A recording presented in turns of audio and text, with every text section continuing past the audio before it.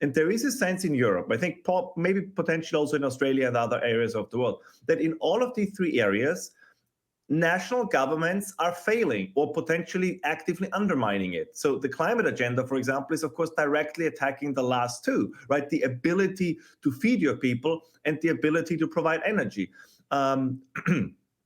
The migration policy goes directly at the first point, right? There is a sense that there is no willingness, whether it's in Europe, whether it's in the United States, to actually protect the nation's borders. And that makes people anxious. And I think a lot of that anxiety is now also expressed in these farmers' protests. And this worries Brussels now because they realize, I mean, it's fascinating to watch.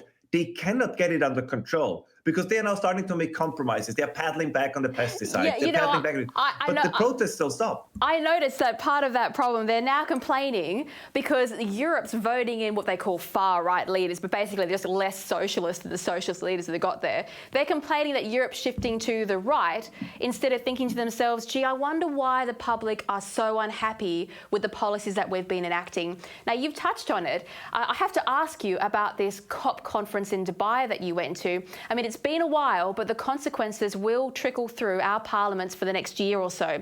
We're famous for sending the only representative to try and claim that nuclear energy is evil and must be stopped.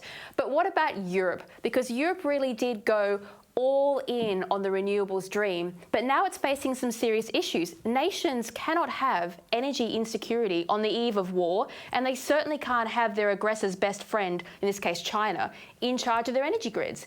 Is Europe's approach to energy shifting, and did you feel that at the conference?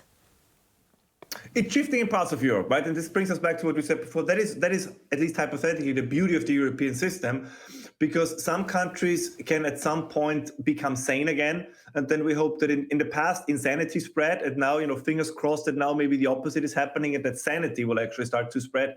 And you see it a little bit. You saw it also in Dubai, right? There's the usual declarations by the Al Gore types about we will phase out fossil fuels or, keep it in the ground and all this. This is all nonsense. And we all know this. If you look at how the world developed over the last couple of decades, we use more energy every day. There is no, I think it's also important for your viewers, there is no energy transition. There's only an energy addition. So we use more of everything. And on top of it, we added solar, we added, wind, we added a couple of renewables. The only true energy revolution we had happened in the last 15 years in the United States, and that's the shale revolution. So that was a true energy revolution where you got cheaper and cleaner energy. The renewables have not delivered. And we see this now. I'm sure that your viewers have seen the numbers as well. The EV hype is about to die. The only thing that's going to keep it going is because the Chinese produced so much that they're going to aggressively export their electric cars. But overall, people are not really interested in buying them in certain areas. I mean, Australia is a good example. You're a huge country.